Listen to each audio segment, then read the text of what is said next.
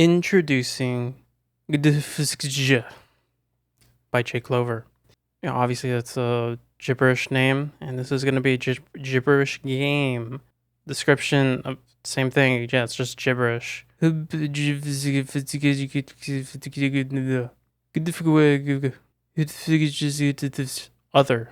hashtag. And this was a game published on January 5th, 2013 for all ages, because all ages, when you're a toddler, this is basically what you're reading when you see an English word. Wow, that's gameplay. Okay,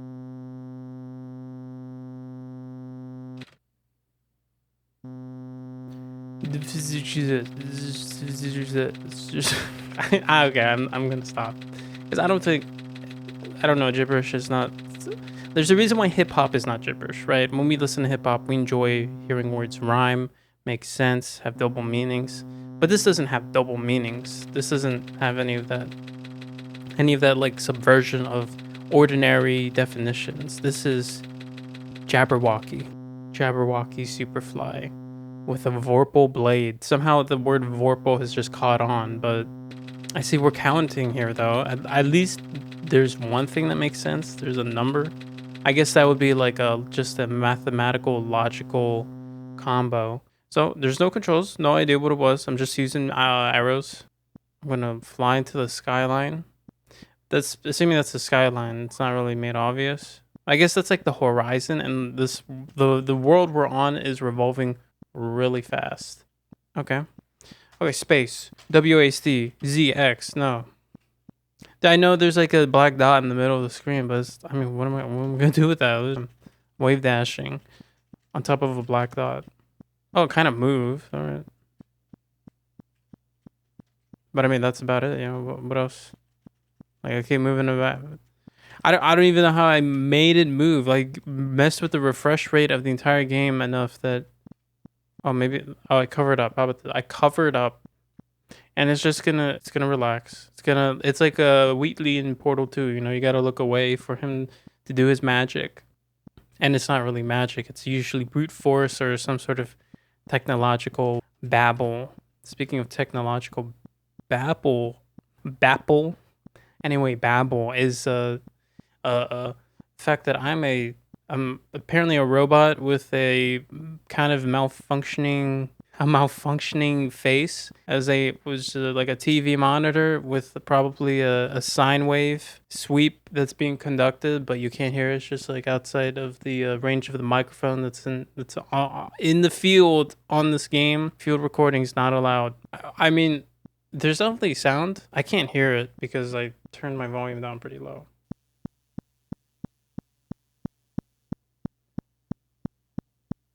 Am I going crazy? I actually cannot hear it.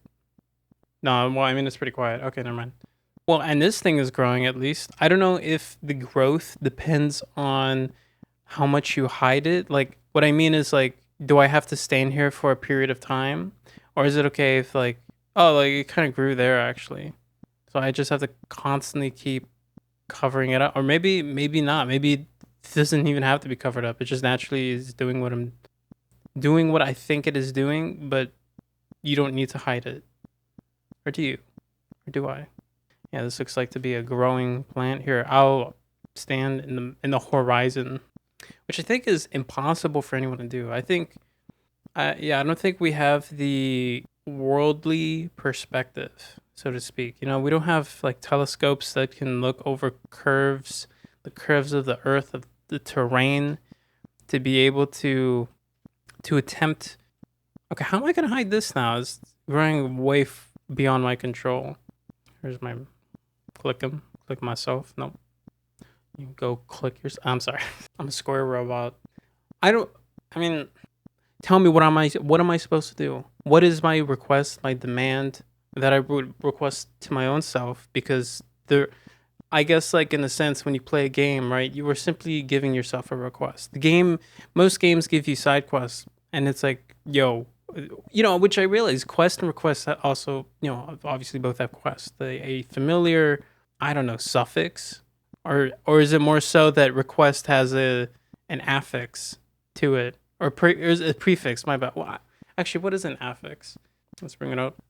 Affix define. To secure to something attached, to impute attribute, to place at the end. Oh, so an affix is at the end. Okay, what is a suffix? I should know this from Path of Exile, but I don't. An affix added to the end of a word or stem, serving to form a new word, functioning as an intentional inflectional ending, such as ness and gentleness, ing and walking, or s and sits. Okay, so I think I used suffix correctly, and an affix, perhaps, because I was thinking, oh, to place at the end, so like a suffix, but I'm going to guess. I don't quite want to click on these links, but because I don't want to deal on their territory. But I'm going to guess prefix to put or attach before or in front of. Yeah. So I think there's just not a theory. I think this is proven by the definitions here. It's a flower. I think so. Affix is just like the general catch-all term.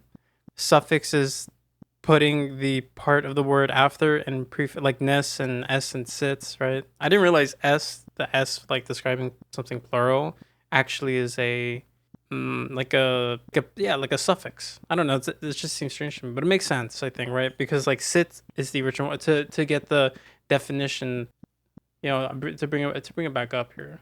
Let me, because we all care about our suffixes, right? S and sits, ing and walking, ness and gentleness. Yeah, it just makes sense. And of course the I think affix is just like the overall idea, not specific to the end or the beginning of a word, and prefix is for the beginning of a word, suffix is for the end of the word. Yeah. Wow. I think I learned, like I said, I should have remembered this from Path of Exile, but I did I did correctly, but I needed my memory to be jogged. I haven't thought about affixes in Path of Exile for a long time, I guess. I wonder, does this game actually have a end screen, or is this another one of those games you're just gonna be sitting? You're gonna be sitting there, even though the game's background is progressing. Effectively, what is happening is, I don't like, would that count as a soft lock? Probably not. I mean, maybe that's kind of the downfall of these games a little bit. You don't really know when they end, unless they're arcade games with clearly an end. For example, I think Consequent doesn't truly end. Less Realm doesn't truly end. Let me get the list here. Gecko in Space obviously ends. I don't know if Space Dosh ends because that game's too hard. It Came From Not Here pretty much ends. Titan Flux ends. Verrucht Dinky ends. Asake has like a strange ending because it's not, it kind of subverts your expectations of achieving victory. Yeah, I think that's all the postmodern list. So the one that definitely doesn't end is Less Realm and Consequent. And similarly, I wonder if Less Realm and Consequent, as you can tell by the way the language of English is being manipulated here, that it's going to end up the same way. That perhaps it was predestined. I mean, obviously it was pre-programmed. Can that happen? I guess, yeah, pre-programmed, but like not in the way we think, right? Like you can't have like a game idea and then you just like go to your oven in the kitchen, hopefully, and you just open it. It's like, oh, it was pre-programmed, like pre-cooked, but programmed. Mostly, but I think when we think of pre-programmed, it's like someone else automated it for us, and we don't have to program it. But in this case, in the case of what I'm thinking, it's more that it was magically programmed by a third party. And speaking of, I guess, third parties, this seems to be roughly the end, unless I'm not toying with the game enough. So I'm going to go over the comments. Yeah, this has 3,000 views and 10 likes. This is a little bit less than Gecko in Space, more than Space Dosh. But I think the main games to compare it to are Less Realm and, Consequent. That's right. Consequent had, I guess, less people liked it, but more people saw it. Less Realm, more people liked and saw it. Okay. I mean, yeah, I maybe that's like actually really good like to view ratio for this. I wouldn't know. I'm not a Game Jolt expert. Lightning emoji crow says, I know like your thumbnail. Speaking of which, I didn't check the thumbnail. If it doesn't seem to exist, like this is it. It's just the game's background, the initial background. Speaking of which, is there? Nope. We do. Okay, I need to stop saying we do. But yeah, we do be staring at a flower. Orange says, son, I am disappointed. Man, that meme must have been pretty topical back then, 2013, right? I think that was more of a 2011 meme. Let's check. Point meme. Son, I am disappointed meme. This is a TF2 soldier. I hope that's okay to be on film right next to the soldier there. I don't want to click on know your meme, but I might have to. All right, let me do it. I'm going to do it off screen. The original source, the macro series, was first posted to 4chan in 2008. All right. I'm not sure when it reached its highest point. I'm pretty sure. Never mind. Yeah, I'm pretty sure that picture should be fine to show. But yeah, 2008. And there were quite a few things on the Know Your Meme page, and I don't think that would not have broken any rules, so don't worry. YouTube and Twitch, but I do think that they should not have been shown nonetheless. I don't think people, wake up to see what images would have been on that page. Nate Wood, just something about like having just like a noun. It's like a Mega 64 thing. Like instead of Nate Wood, it would be like Steven Shelf or Jackson Desk, which I'm pretty sure I'm straight up ripping off Mega 64 when I say desk and shelf. Anyway. New favorite game. I don't think that's a serious comment. Even if it was their favorite game, it's been 10 years and I bet they found another game that they really enjoyed. And I say this, I don't think that this is a serious comment because, I don't know, because in contrast to Orange's comment about being disappointed, I forgot to check Jake Clover's reply to this, not liking thumbnail, and he just says why, and that's it. Okay. He did not explain why. There was no substance to the dislike of the thumbnail. Oh, he came back and said, "I don't get it." Oh, okay, well, that is the substance.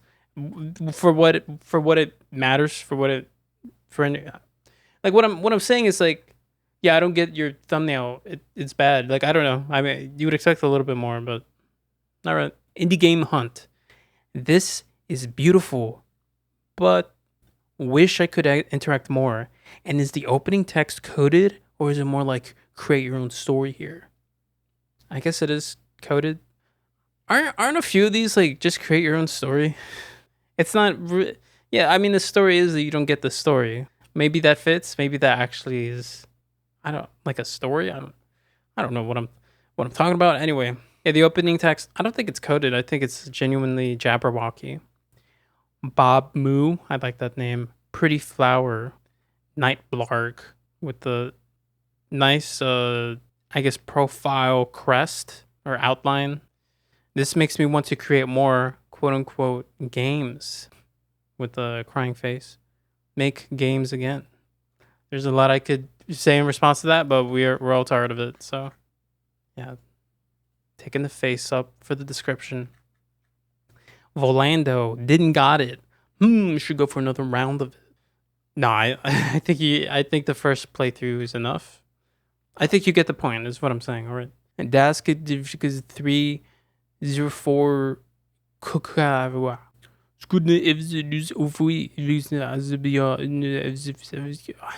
okay, this isn't funny. I'm sorry. But I get it. Like I'm saying what I'm doing is not funny. I think this comment is good. Here, I'm gonna like it to prove that. I'm gonna like both these gibberish comments to prove that they're good. I'm sorry. I know it sounds like I'm just trying to say it's like me doing it. I don't think is funny, right? You're getting tired of it by the 5 seconds after. But this, like, just reading, it's like, oh yeah, he's trying to immerse himself in the game. It's cool. Cool Ninja. Speaking of which, I have no soul. I don't know why is Cool Ninja trying to discuss matters of maybe spirituality and consciousness, and I don't understand. Yeah, it's beyond me.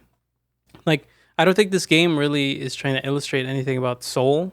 There is a robot here, but maybe it's like the contrast of the robot with the horizon and the whole colorful face with the black and white monochrome, I think is the right artistic term, the right way to discuss the visuals with the yellow flower. I believe it's a yellow flower. It's like kind of yellow in the middle.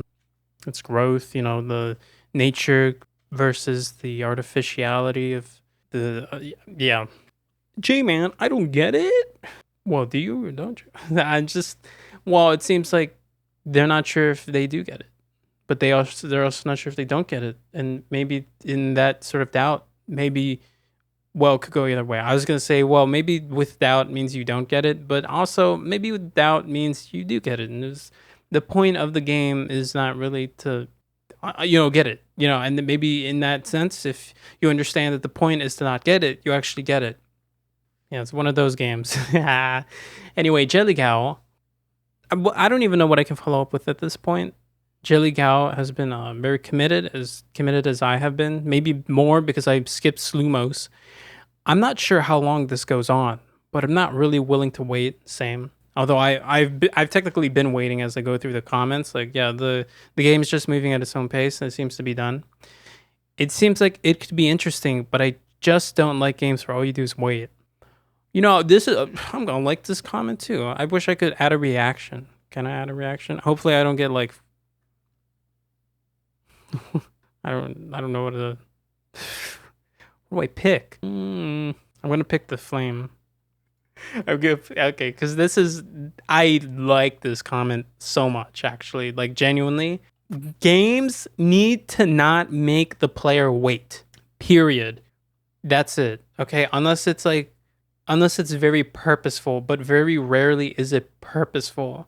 Putting that aside, yeah, this is completely correct. And more games, even there are some very famous games that maybe I'll just say it. I think Outer Wilds makes you wait too much. I don't like that. We need to wait less in games, okay? I think games need to not necessarily be faster or quicker, but they need to, I want to say, have the player feel like there are less periods in between the highlights. I'm not sure how to necessarily put that, because I'm not saying games need to necessarily be faster. I understand every game has a sort of pacing to it, but games do need to engage the player more. I think in general, actually even with the top echelon of games, I think there's a little bit too much waiting to be done. I could go through, I don't know, from what I've seen in maybe a little bit of Dark Souls, I think there's a little bit too much waiting in that game. Maybe even in Silent Hill, maybe even in Resident Evil. Yeah. So the second community review, Glitchwave, we have a 3 out of 10 or 1.69 out of 5. Muriel gave this a 3 out of 10, but Shan Dean gave this a 6 out of 10. Which is an improvement off of the game before this one, which was Gecko in Space. I believe Shandine gave Gecko in Space, what was it, a 3 out of 10? So, yeah, he liked this one. I mean, this is...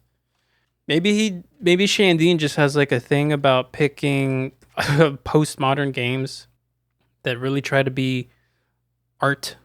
Yeah, he gave the Gecko in Space a 3 out of 10. But Muriel liked this one way more, so... it seems like your mileage may vary. Oh, whoops. Seems like your mileage may vary. So I'm just going to call it right now. I think gdfkjh is a narrative exploration with language... I'll say fluctuation. How about that? Just came to mind. I'm thinking maybe some people might think, what is the narrative? And what makes it exploratory? And is this postmodern? I feel a lot of these are postmodern, but I think I've said that so much. At this point, it's just boring. Not boring. It's repetitive to just call something postmodern right now. But I think it is trying to subvert. And I say subversion is a lot too, I understand. But I think it really is trying to subvert how we understand language and maybe narratives with those languages. So yeah, this is the game. I'm going to close it. Or maybe not. Maybe I just leave it there. So there are no mechanics. I think you could stand still and you would still progress the game. So moving is like pointless, I think. There's no resource management, I guess, besides time. But now that I think about it, you could leave before the flower actually grows if you really wanted to, if you didn't care enough to see the flower grow. Maybe in a sense, like you could get the entire thing just like that. Is it fun? I don't really know. I think it's fun to like analyze a little bit, but I don't think the game itself is fun. I think it's maybe just a tiny bit thought provoking, but you're probably going to play this game, see the flower grow, and then you walk into the comment section and you declare that you don't get it, right? And that's basically what the game is trying to do.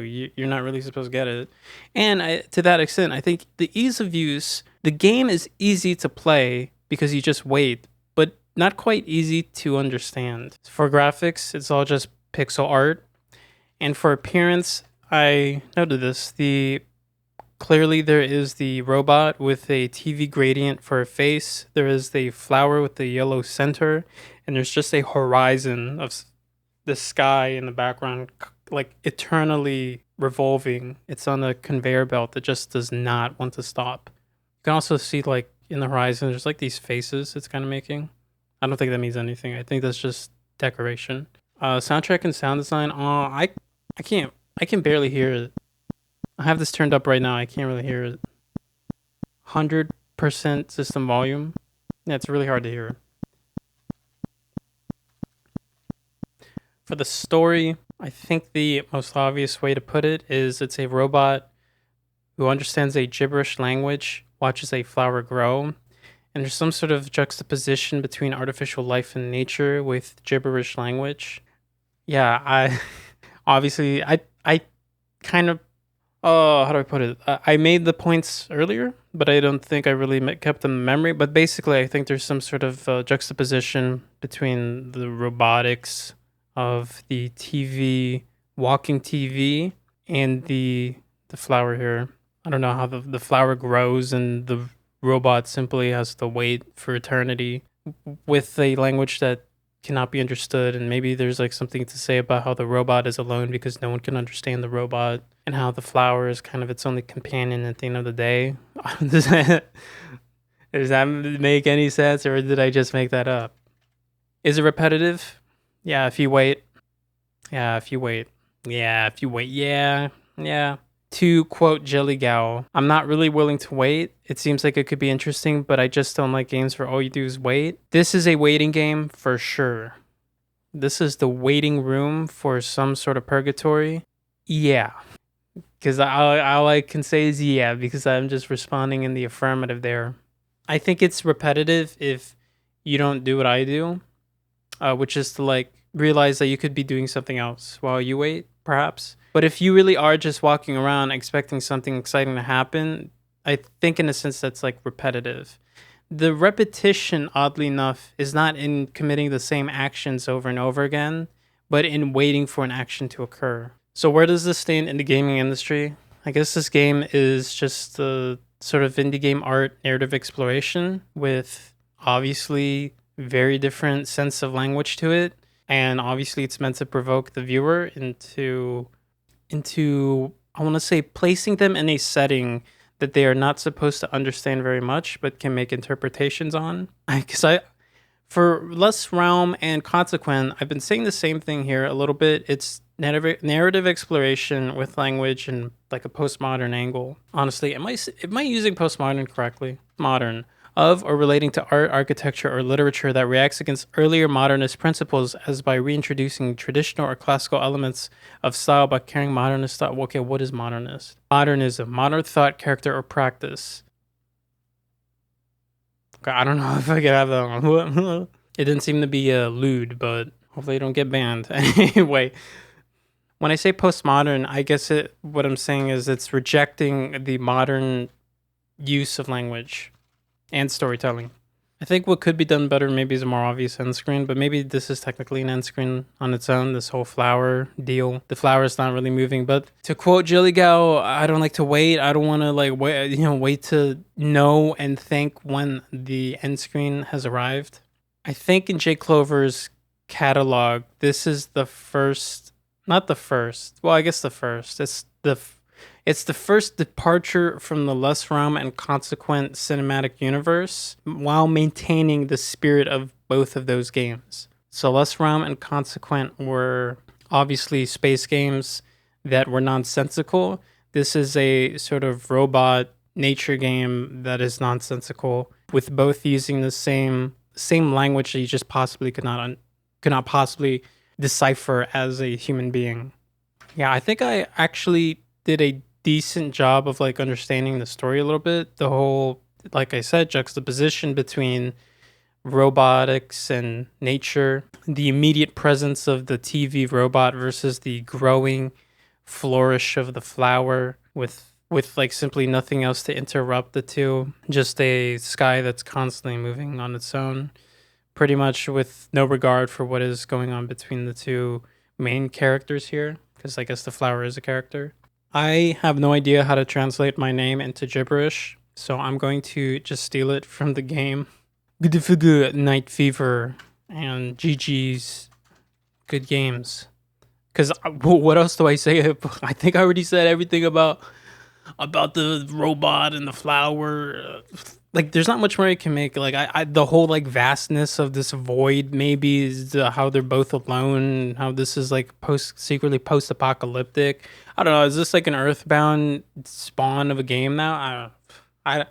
But yeah, I think that's where it could be. It could be left. Could be left for the as an interpretation. I think is a good one. Yeah. Okay. Yeah. Night Fever. GG's good games.